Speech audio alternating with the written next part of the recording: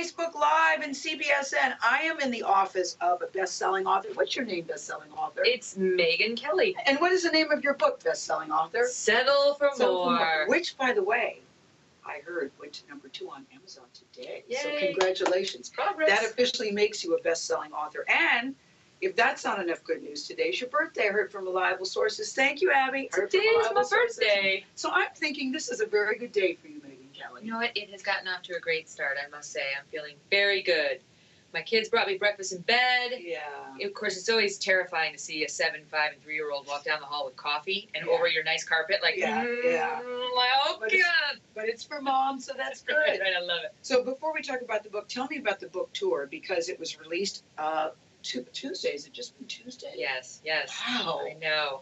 We're God, taking the Kelly since file Tuesday, out on the road, not next week, which is Thanksgiving week, but the following week, which is something we've never done before. And I'm really excited. You know, we're going to places like Fort Hood, Kansas, going down to the villages, Fort Hood, Texas, sorry, going also to Kansas, going down to the villages, going to D.C., going to Chicago and elsewhere. And I've never done that before with the Kelly File. So it's like we get to meet our actual viewers. But you've never had a best-selling book before either, Megyn Kelly. So I want to know what this is like for you since the book's been released. What's the reaction been to the book so far for you? And how are you feeling about it? Because it's very personal. It's very candid. We'll get into it in just a second. But I want to know how this feels for you, this moment feels for you. Well, I'm happy that it's finally been released because it was embargoed and it felt like a secret for so long. And I'm not big on secrets. So I was glad that it just finally went out. And then the first couple of days of the PR tour that I've done this week, I didn't love them because they were really focused, the interviews, on Donald Trump and Roger Ailes, which that's part of the book, yes, because it's the arc of the story. But the nuts and bolts of the book have nothing to do with those guys. It has to do with my life, my values, and I think an empowering message. And I think we're finally getting around to that. We are. Happy about. Were you nervous about starting the book tour? A little bit. A little bit? Yeah. I mean, It's hard to imagine Megyn Kelly nervous, I have to say. I've seen you on TV. I guess it was, maybe nerves isn't the right word, but just a little apprehensive, you know, like this is, I had never spoken publicly, obviously, about the Ailes situation. Yeah. And that's very personal and connects, I mean, I'm very close to my colleagues here at Fox. So it's dicey because I knew it would bring things up for them too, you know, but I really did think it was important to talk about, as did the Murdochs. So we did that, but that was dicey. And then I didn't want to stir up, you know, Trump supporters again. But I knew telling the story might do that. Yeah, and we'll talk about all that stuff, you know, all the things that you may or may not have heard. But what I like so much about the book, I did like the nuts and bolts of it, as you say. I did like hearing about your life, because this is what I thought was so interesting about you. Raised in a foundation where you're told you're nothing remarkable. Growing up, so you felt zero pressure to achieve. That worked out okay for you. Yeah. Imagine what would have happened if you'd been told, Megyn, you're remarkable. But tell me what that was like. Probably nothing good. I don't know. What was that like, being told, you know, you're not remarkable? I love that, because my parents' core philosophy I write in the book was... Linda and Ed. That's right. They were great, and they did not believe that everybody gets a trophy. Yes. And the message was not, you are special. It was, you don't seem that special so far, and that's just fine by us. Yeah. You know, like we're open-minded to the possibility of specialness when you provide some evidence of it. Yeah, but I do think we're at a stage where everybody thinks you all need a trophy, and I think there's something wrong with that. So your parents were onto something. But I love that you all would always have dinner. Well, first, to me, there are a couple of heroes in the book. I love your mom, Linda. Yeah. I love your mother-in-law, Jackie. Yeah. But I really love Dino, the audio guy. And I'll tell you about Dion. I spelled it wrong. I really love Dion, the audio guy, and I'll tell you why in just a second. But I want to talk about your dad, because you guys would have family dinners, and you're sitting around the table sharing the day, and your dad said to you, I will not lower my vocabulary to meet yours. What you have to do is, I love the message of that, Megyn. You must raise yours to meet mine. Yeah. Because my dad was an English professor, and I mean, he was an education professor, but he very much had a sophisticated vocabulary and insisted that we all work on ours. And so he taught PhD students in education. And so every night at the dinner table, he would just say whatever he wanted to say and use the words he wanted to use. And we'd be there like, speak English! Can't understand a damn word you're saying! Because he didn't swear back then. And it was an inspiration to try to do better, you know, to try to improve myself. Yeah. How I've done with it, I think you've done okay. I know a few multisyllabic words now. Yeah. Sometimes I will be talking. I had dinner once with Diane Sawyer and Mike Nichols. So I'm not name dropping. There's a point to this story. If you want to name drop, you can. Honestly, I'm not name dropping. But their conversation was so erudite that I thought, I know some 3 or 4 or 5 syllable words. Think of something. So it reminded me of your dad when your dad said, I'm not going to lower my vocabulary, you raise yours. Yeah. Then we get to the book where you lost your dad. He had a heart attack. And what struck me about that, I was very sorry to read that because I know what it means to lose a dad. But you had an argument with him before he died. And I can only imagine how that made you feel and the effect it had on you. It was terrible. You were a teenager. And I had never told that story publicly prior to writing this book, and I wrestled with whether I was going to reveal such a personal detail publicly. Mm-hmm. But in the end, Gayle, I thought, look, I think you feel connected to other people when you hear their stories of great loss if you have suffered one. Yeah. And I'll bet you I'm not the only one who had a relationship end, a loving, beautiful relationship end on a less than perfect note, you know? Because he and I, we always had a beautiful relationship. He never had a harsh word for me, ever. So for me to lose him in the midst of an argument. And a silly argument, too, when you look back on it now. Stupid. I mean, I was a 15-year-old girl. Yeah. I just turned 15, like 2 weeks earlier, 2 or 3 weeks earlier. And we were getting class rings, and my best friend Kelly, she got one that I really loved, and I wanted the one like she had, and we couldn't afford it, which my dad told me. Yeah. And I was being a brat, and said I really wanted it, and why couldn't we afford it, and back and forth, and finally my dad had it, and he just turned and walked out of the kitchen. Yeah. And that was that. Little did you know that would be the last time. Yeah. You had a good friend, Kelly, but middle school wasn't so great. I couldn't believe that you were bullied. You talked about your appearance, how you looked, which surprised me, and that there were just mean girls, that just for whatever reason, as girls do, it can be very nasty when we're young. It's like I was part of the group, and then one day I was not. Yeah. And it was like a year of torture. I write in the book that it was like I had developed some putrid smell that was just repulsive to them. That you didn't even know about. Right. I would walk by this group in the hall, and they'd be like, ugh. And then they'd get the guys, like the boys, that were sort of the male counterparts to the group to behave that way too, which was especially wounding for a young 12-year-old who is wanting to be liked and fit in, and now you see, even older boys are looking at you like, ugh. And it was hell, Gayle, and there was no way out. It wasn't the days of helicopter parenting, where like you'd have it.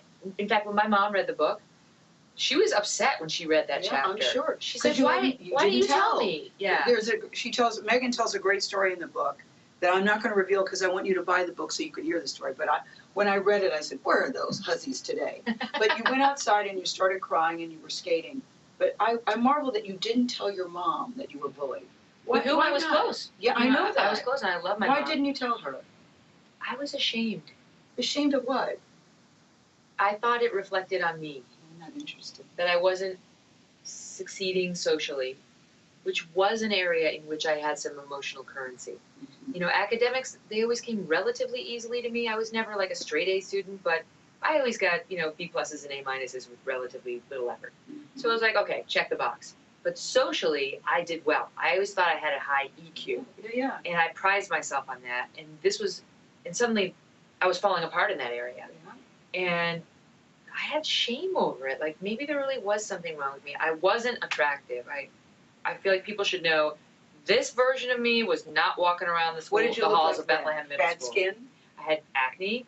I was heavy set. I wasn't, obese, but I What's your definition of heavy set, Megyn Kelly? I was like, I'm trying to think, but when I was in 8th grade, and I was probably 5'3" at the time, I was 130 pounds. All right, that's a little chunky. It's a little chunky, yes. Exactly. So I wasn't obese. Yes. But I was chunky, and it wasn't until the summer between 8th grade and 9th grade that I said, I'm going to do better. And I ran every morning, and I lost the weight. And it's so important at that age to be accepted. It's so important. But what struck me, too, in the book is you were so candid about even growing older, getting older. Relationships with women. You said, I had a hard time connecting with women. And you credit Milady Amy. Amy, I I've had a Milady Amy a couple times, and thank God Milady Amy is also known as a therapist. If you get the right one, it can be life-changing. Yeah. But Milady Amy, working with her, why do you think you weren't accepted by other women? I thought that this was interesting and very revealing. Well, I think it relates to the bullying, because when that happens to you, I mean, and it went on for almost a year, and so it was too sustained. I put a protective shell over me. So people thought you were cold and aloof. And meanwhile, I was just trying to project strength so I couldn't get hurt. It's like, you can't hurt me. Yeah. Meanwhile, of course they could hurt me, but I was just trying to project, I'm good, I don't care what you do to me. Yeah. And I actually see this clear as day in other people now when I see them. You do? And the first thing I think is, they've been hurt very badly. Do you? You don't think, oh, she's a bitch? No, I don't. I think she's been hurt very badly. Then if they turn it on me, I get around to that position. Yeah. But it's interesting because here you are in a group session with Milady Amy, and somebody said, well, the coworkers had gone out and they didn't invite you, and somebody said, well, I wouldn't invite you either. Yeah. And you're like, why wouldn't you invite me? So me? I went to my women's group saying, you can't believe what just happened to me. These women went out, they didn't include me in a happy hour invitation. I'm new here, I get along with people, I think. I'm so wounded. And the one woman in my women's group said, I wouldn't have invited you either. And I was like, I was expecting comfort, yes, but I got something better, which was honesty. Yes. And she laid it on the line. She was like, you feel to me like you got it all going on, like you're a little Miss Perfect, and I wouldn't want to sit at the table next to you either. She said, there's nothing in you I can relate to. You know, there's nothing I can connect to. And she said, and I feel like all the attention would go to you. Yeah. And it was so eye-opening. How did that change you in terms of how you projected yourself to others? I realized everything I was doing was self-defeating. It was really self-defeating, and that the very thing I thought was going to protect me from pain was causing pain. Lack of any intimate relationships in my life, in particular with women. And it wasn't until I just, as my friend Dr. Phil says, got real. Yes. That I had a breakthrough there. And Milady Amy encouraged me to start sending out different messages into the world, to start approaching women with the attitude of, she's going to adore me. Yeah. And then it works. I get that. It comes back to you. It is something. Well, we're happy to say, I just met one of Megyn's closest friends, Janice Dean. Hey, Janice Dean, if you're watching. Janice Dean. I thought that was very nice because she was standing here as we were coming in, getting ready to cheer you on. Megyn goes to law school, does very well in law school, becomes a very successful lawyer, and you're sitting there and you realize, I don't think I want to do this. I like journalism. What'd you like about it? Well, I had thought that I wanted to go into journalism from the time I was a sophomore in high school. I took an aptitude test, or one of those tests, like what do you want to be when you grow up? Yes. And it said I should be a journalist. I'm like, oh, great. I did a little internship with the Albany Times-Union. I took a journalism class. I pursued some of it a little bit, but I got rejected from the Syracuse Journalism School. So I went poli-sci, and then I became a lawyer. So when I realized as a lawyer I was unhappy, it was the obvious next choice. Yeah.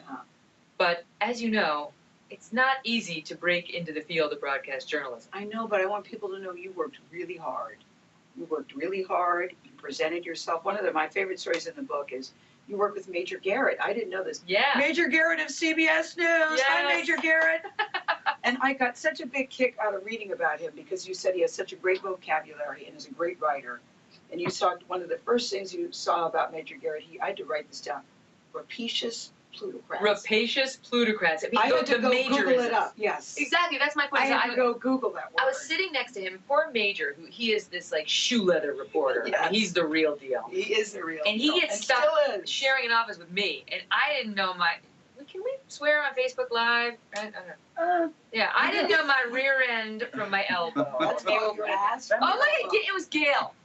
And so I'm translating for Megyn. She doesn't know how to communicate. But go ahead. So he helped me understand that, your rear end is that thing 2 feet above your knees, and your elbow is the thing right up from your wrist. And one of the things he would do is he would tell all these great stories that had all these sophisticated words. Hi, Dad. He still does that. And just funny phrases. Like we'd be watching a congressional hearing and you'd hear him just mutter, rapacious plutocrats. And I'd be like, ha, ha, ha, ha, Google. Yes. Listen, I did that in your book. I went rapacious. Right. I do know plutocrats, so I felt really good about that, but I didn't know rapacious. But you said when you're starting out, say yes to everything within reason. Yep. And I so believe that. Right. I can tell now, and you probably can too, when you have an intern that comes into the building, who's going to make it and who isn't. There are some that are sitting there looking at their watch, yep. looking at television, yawning and bored, and others that are saying, what can I do? How can I do it? What do you need? Yep. And so you said, say yes to everything within reason, and you did that. Absolutely. I hate the attitude of like, that's somebody else's job. Yes. It's like, do you want to make it in this industry or don't you? You know, I think one of the core messages of the book is work hard and then work harder. Yeah. If that's what you want, you know, if you want to succeed in your company or your industry, it's up to you. And you're not just going to get ahead because you're special. Yes. And I think one you're thing not remarkable. But you're not. But all successful people I know have that in common, that they work very hard. Yeah. You know, and so I remember one time my brother-in-law was telling me, as a lawyer, I made more money than he did. He was a teacher.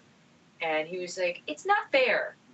I said, well, it's fair because I am killing myself, right? Yeah. I'm killing myself. I'm earning every dollar of what I make. Now, teachers should get paid better, for the record. I agree. However, what I was making, I was earning. Yes. You know, I was working insane hours, and I still work very hard. No, you still do. And another great lesson in the book, you rise up the ranks at Fox, you end up getting a job at Fox, and you're in the middle of negotiations, and your agent says to you, or the person who's negotiating says, you better accept this offer. It's not going to get any better than this. It was my first negotiation at Fox. What was your first? It was when I was coming into the company, my first full-time television job. So you hadn't even proven yourself yet? Not at all. Oh, but I had practiced law for 9 years. Yes. But your position was, I bring something to the table. Yep. But from the agent's point of view, he'll go, but you haven't proven yourself yet. They don't know what they're getting. That's right. So I thought this was very bold of you, because you said, you know, sometimes the people that are negotiating for you, what did you say? The most well-intentioned don't really, they underestimate you. That's right. That's what you said. And you said, no, hold firm, this is what I want. That's right. I said, demand more. And he said, you're never going to get it. And I said, do it. And he said, 1 million girls would kill for this job. That's right. And I said, first of all, I'm not a girl. I'm an accomplished attorney who's got 7 years of higher education under her belt. The microphone. I've been arguing in courts of appeal all over the country. Yes. And second of all, I deserve it. But I'm worth it. Why did you think you could do that? You, with no TV experience, had never done. Why did you think you could do that? Well, because I knew who I was, and I understood that I had abilities, and I had an education, and I had experience that would be valuable to the company. And I was right. And you know, I think he just didn't want to push it, and he really thought that I would lose the offer. And I knew. Were you worried about losing the offer? I didn't want to lose the offer, but truly, you have moments in your life where you're like, I don't care. I know what I'm worth, and too bad if they don't want to pay it. And sure enough, I made them go back and make that demand, and they paid it. I know. I have to say, that wouldn't happen to me now. But if I was you back then, I would have said, okay. You know, that would have gotten to me. I have no experience. I have to prove myself. Yep. So I admired the fact that you could be that confident and have such a sure sense of yourself that you go, nope, if they don't pay me, then I'll do something else. I wouldn't have been there right out of college. Yeah, I got it. But I had already done a lot in this world. And I think, you know, you'll see in the book, there are several, they're not necessarily all character-defining moments, but they're moments in which the course for me is very clear. And it requires you to risk something and, you know, put some skin in the game. That's one of them. But there are several where, you know, maybe your ethical code is inconsistent with what might be the practical best thing for you. And in my experience, it's better to choose the ethical code. No. Mine too, after reading that on Megyn Kelly's book. May I mention the book? It's called Settle for More, Megyn Kelly. Which, by the way, can I mention that she's #2 on the Amazon list? Do you have any questions? Yeah, we're getting some commenters, and I wanted to throw those out there as well. That's okay. There are other people in this room with us. Hi, guys. So this is a question from Catherine Brown, who's watching on Facebook. So hi, Catherine. Hi, Catherine. Her question is, Megyn, what advice would you give your daughter if she came home and told you that she was being bullied? I would intervene. How old is Yardley? Yardley's 5. Yes. But even if she were 12, yes. If she was being bullied, I would intervene in the way that I had been. You know, I've already given my kids a little bit of advice. You know, if a person says something mean to you, what should you do? How should you handle it? But those are 5- and 7-year-old situations, and my little guy is 3. But if a course of bullying erupted in her life, as does happen, has happened to me, I would absolutely be more interventionalist on it. I would go to the school, I would probably try to call some of the moms. And if that didn't work, I'd go to the school and say, help me. Because I do think for children in particular, they don't yet have the skills to resolve that. So some conflict in their life, I think, is in a way a gift. Yes. That's one of the reasons we send them to school. Yes. Is to learn how to deal with those situations, which will come at them later in life. So you have to let them do a little bit of that themselves. But if it evolves into something potentially, really damaging, I think you got to get up in there. The other thing I like, Yardley's father, also known as Dream Date Doug. I love the Doug chapter. Number one, I've met Doug Brunt. He's awesome. Let me just say he that. He loves Gayle, too. Let me just say, I'll try not to gush, but he's really awesome. But I love the story of how the two of you got together. Because you guys met on a blind date. Yep. And what so fascinates me about that is I've been set up on blind dates, and I'll come out and say, call the friend and say, are you mad at me? Now, you get set up on a blind date, and he just seems like friggin' perfection right off the bat, honestly. He was tall, he was smart, he was gorgeous, and you thought what when you saw Dream Date Doug? Okay, so perfection may be a little over the top. Is it? But Doug is amazing, and well, he has a lot of good characteristics. He does. Because I know nobody's perfect. He does, but I've often asked myself that question, how did I get so lucky? Because I was just coming out of my first marriage, and I was seeing my lady Amy, and then I get set up with this amazing guy.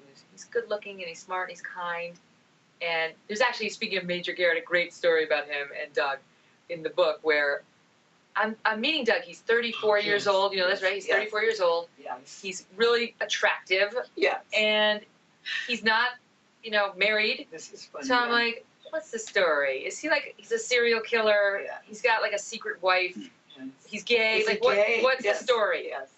And shortly thereafter, Doug sent me a bouquet of flowers from my office, which was a little underwhelming. Yes. And Major says, looking at the bouquet, he's not gay. Yes. Yes, because the bouquet wasn't so great looking. No. Yes, I know. I did like that story. But so, lucky for me, Yes. Doug is not gay. Yes. And was in love with me as I was with him. And we did get off to a little bumpy start because, I had a terrible stalker at the time, which I read about in the book. And so I had 2 full-time security guards following me, which is a weird way to fall in love with, a new person in your life. They're watching everything you do. And him too. Yeah, everything that we did, including our first kiss, which I read about in the book, which was really awkward and I didn't do my best. I was being watched by the 2 guards. And so the next day I had the guards, they always drive you, when you're with the security, they drive you around. So they took me to Doug's hotel room. And I said, you guys wait here. I'm going Viper up. and Cougar. Viper and Cougar. I nicknamed the guards. There was Viper and Cougar and Outrigger. Anyway, he opened up the hotel room at the door and I said, back inside. I can do better. And of course, Doug was like, right this way. What does do better mean? What does 3 minutes mean, Brittany? So we were thinking 3 minutes left in the. I don't know. Megyn and I will decide. Megyn and I will decide. Yeah, that's good. You can give time cues, but we'll decide. Okay. We'll just keep holding them up. Yes. Here we are with 3 weeks time. And now let's fast forward to the Megyn Kelly that everybody knows, all the stories. And it all started with that question, Megyn, at the debate. I mean, you had a very successful career before Donald Trump. That's right. But the thing that really catapulted you to a national stage in a way that hadn't been done before, despite your success, was a question at the debate. When you sit here today, do you regret asking the question the way that it came out? Was it worth all that you've been through? No Because regrets. you were very well prepared. You had studied, you had done your homework, That's right. and you knew that there were things you wanted to ask Donald Trump. You know me from having read the book, that I'm an over-preparer, so I will always have my facts. No regrets at all. I think it was an important and, frankly, prescient question. Yes. And it wound up defining much of his campaign, his trouble with women. But were you surprised it turned into what it turned into? I mean, yes. I can remember on the news, we're actually talking about Megyn Kelly's menstrual cycle. Yes. And I thought, ew, number one. And then 2, I wonder how she feels about this. I mean, I often wondered and worried about how this must feel to you as a woman, because it was so damn personal about you. Yeah, I mean, it was surreal, Gayle. Yeah. It was just surreal because every newscast in the country was leading with it. News about me. And not even just the country, the world. It became an international story. It was all over the world. Yes. And every website, every newspaper, it was like, what is happening here? And I write in the book about how I felt like I had been dropped into a Shark Tank as a human being, and all these horrified passersby were looking in like, oh God, what's going to happen to her? And it has to that's how I felt. Be in the news, and then you are the news. And then there's the question of, what do we do with it? Yeah. On my show. Yeah. And we did not. We ignored it. We ignored those blood comments. You ignored it? Yes, because it was just too meta. Like, what are you going to do? You're going to pop up a reporter to talk about that, and then Megyn, he said this about you. Yes. And then you're going to have two people debate whether Trump was out of line or I was out of line, and I'm going to moderate that discussion. Yeah. How's that going to go? But it got very brutal and very personal, and then it became very dangerous for you. I want people to have a sense of how bad it got. It got to the point where you guys are going to Disneyland with your 3 children, and you have to have armed security going to Disney World, Disneyland. So how scary was it for you? And that was 8 months after the debate question. Wow. I didn't realize it was that much. For a total of 9 months, we just had, we lived under threat. And it was just constant, Gayle. It was constant. How scary was it? It's not like I was walking around the streets thinking someone's about to get me. You didn't. But you were viciously attacked. I was on heightened awareness the whole time, especially when I was with my kids. And I had a lot of fear that something might happen to me in front of them. That's the main thing. But we did have people showing up at my house, and we had people behave in threatening ways, and we had a lot of trouble, and it was clear that we needed to take it seriously. And Fox was getting a lot of very disturbed messages, and I was too, and basically everywhere I turned, from voicemail to home to the streets of New York to Twitter and Facebook and all the online stuff. And the problem was, every time Donald Trump would tweet something about me, like she's crazy or she's unfair, I'm going to skip this debate, it would crescendo. Yeah. And so we'd all have to go into lockdown again because the threat level would.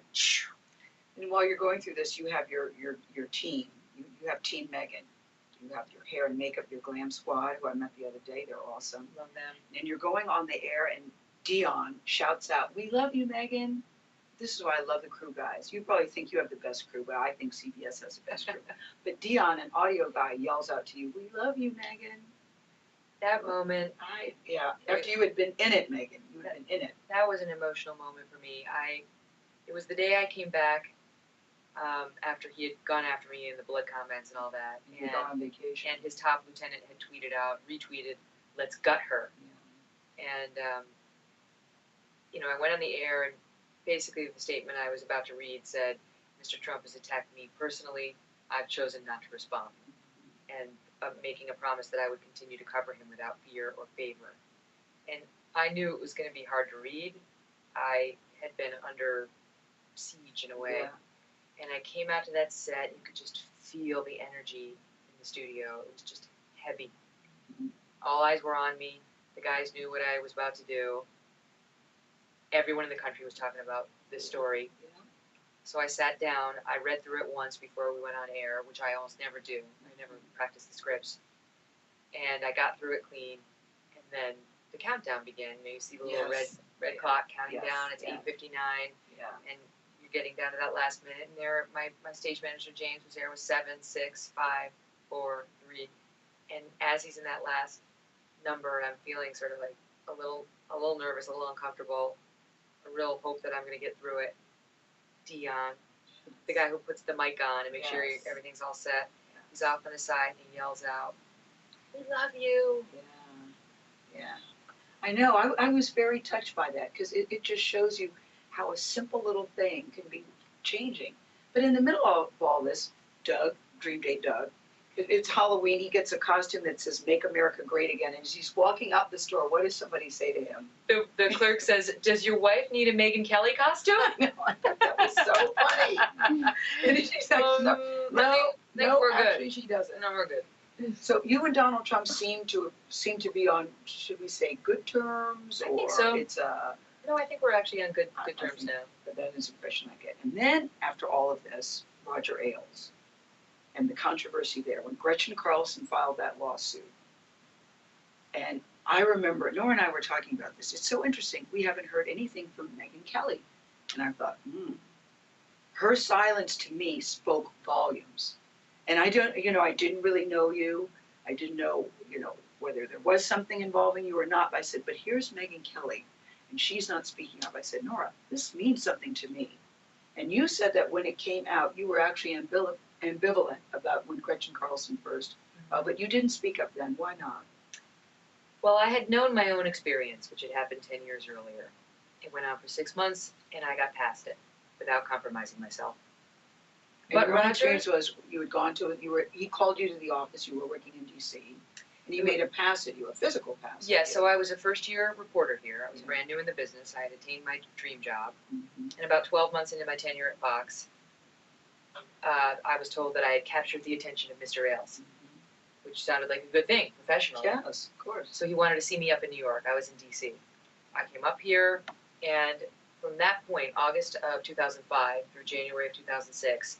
He would call me up here every so often and would engage in this, as I described in the book, sort of a cat and mouse game with me, where he would veer in between obviously inappropriate sexual comments, but helpful advice and legitimate professional advice.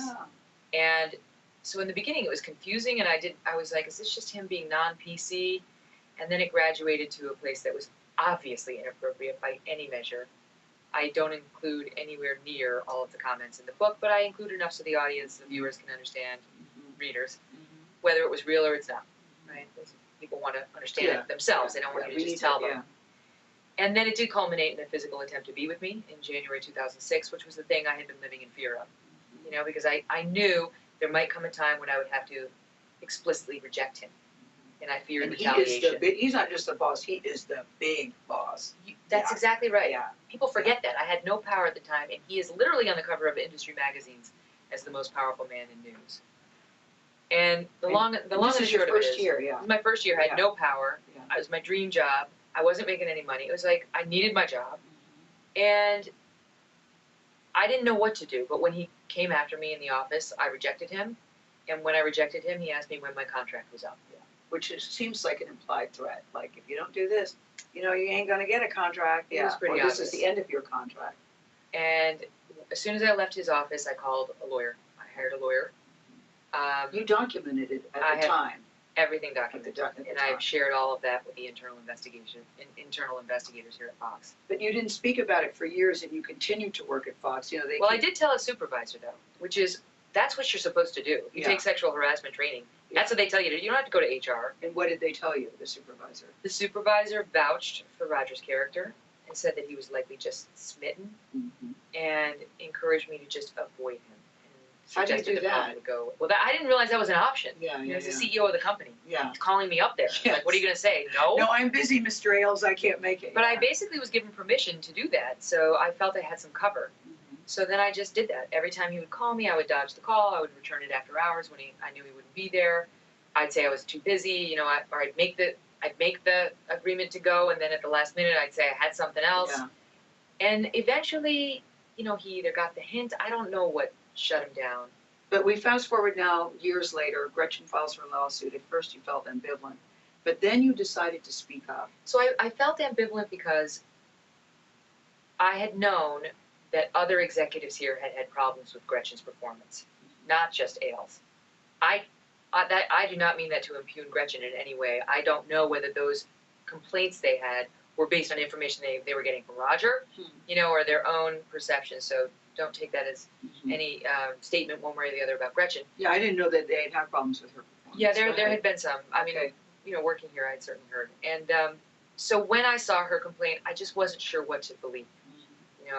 She had brought it after she'd been fired, and I understood, that could be, I don't know what that is.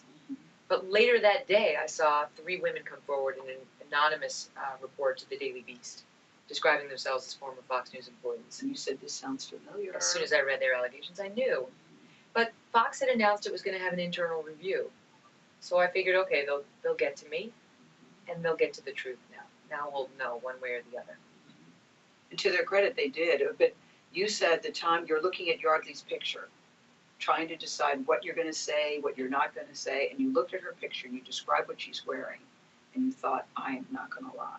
Well, it was even more challenging than that, Gayle, because as I lay out and settle for more, something critical happened. And that was a source informed me that Roger was working to limit the review to only those people who had worked directly with Gretchen. And I knew what that would mean. There'd be no talent. No talent.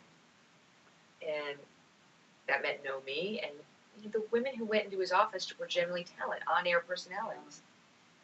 And that's when I had a choice to make.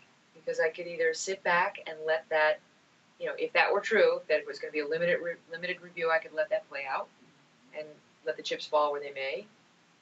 Or I could affirmatively come forward to my bosses and make sure that it was a legitimate investigation.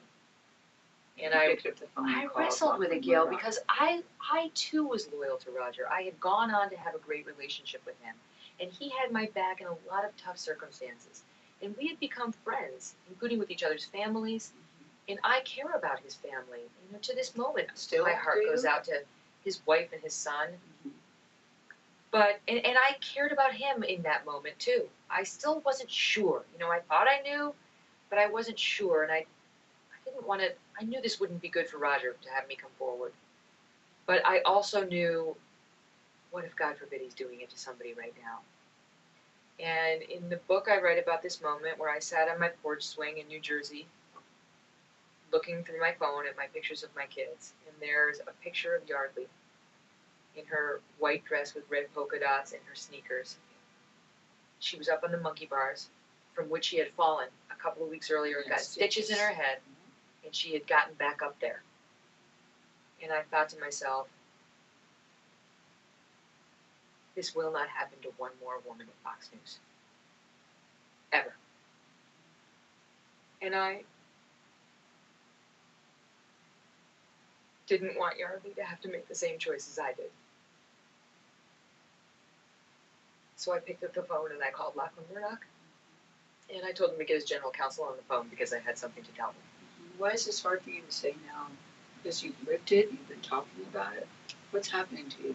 Because now I know about the number of women who this happened to after it happened to me.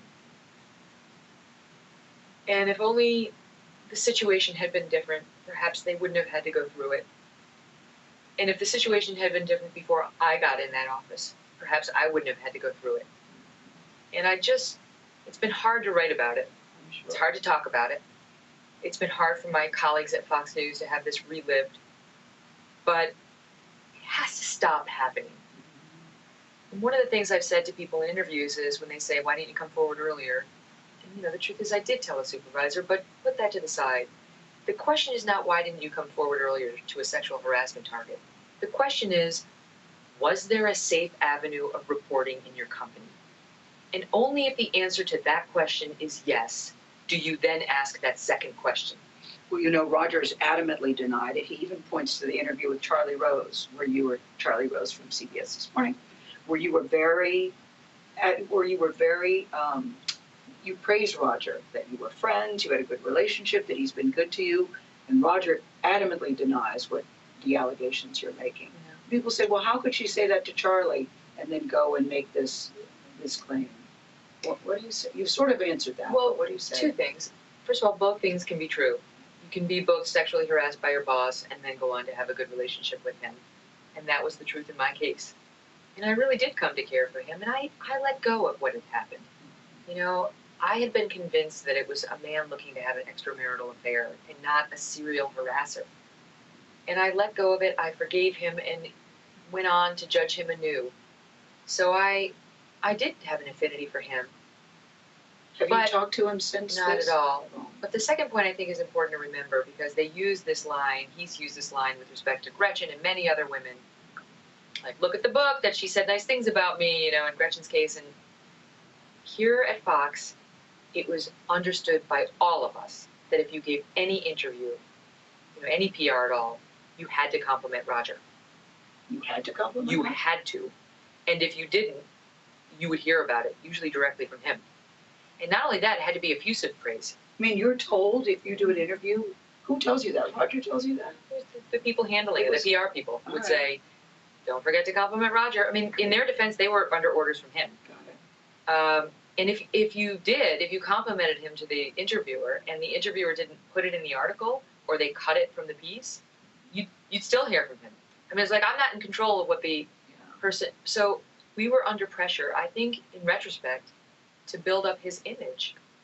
And actually, these days I've been wondering, was he putting chips in the bank for just such a moment as right now, when women like me or others came forward with the truth about his behavior, so he could try to use it. But I think smart people out there understand the truth. And only he would know the answer to that question, really.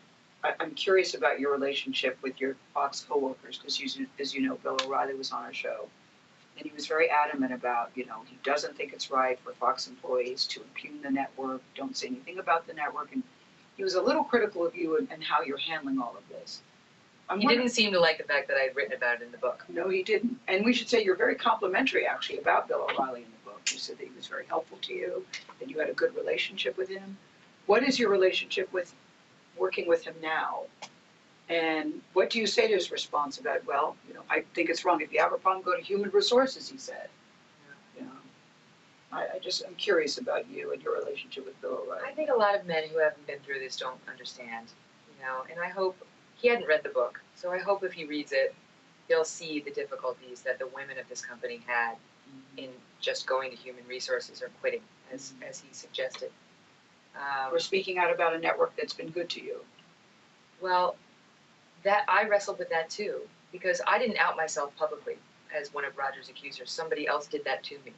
And then Roger lied about what the actual behavior was, and it was all over the Drudge Report that this was just about a hug, instead of a 6-month campaign that was very clear.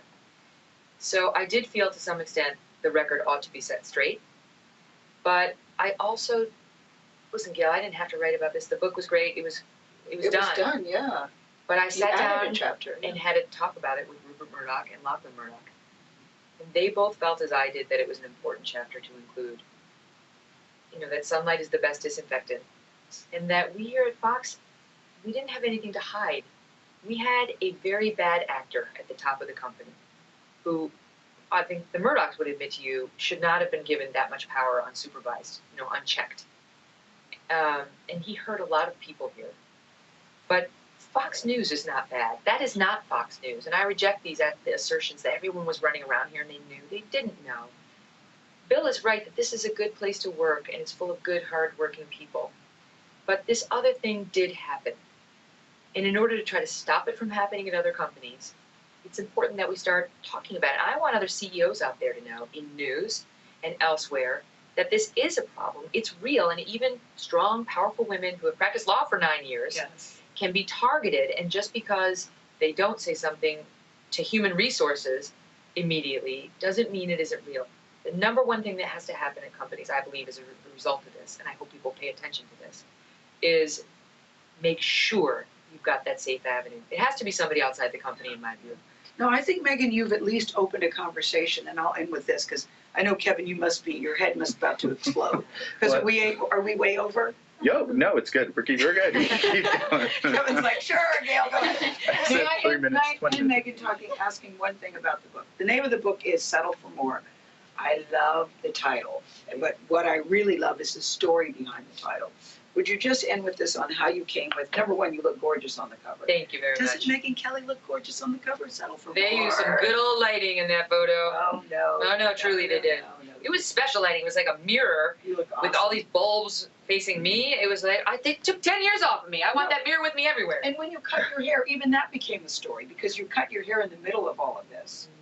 Did you cut your hair for a reason in the middle of all of this, or were you such a shallow, girly question? But who can ever say? It's like you get into different moods, and it's like mood cutting, right? Yes.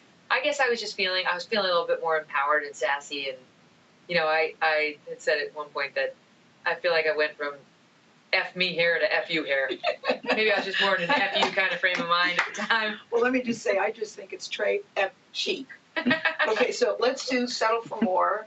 Because I always say, God, I wish I could get a short, chic haircut, but I'm afraid. If you have a hairstylist every day, it does help, because it keeps growing, and somebody's got to stay on top of it.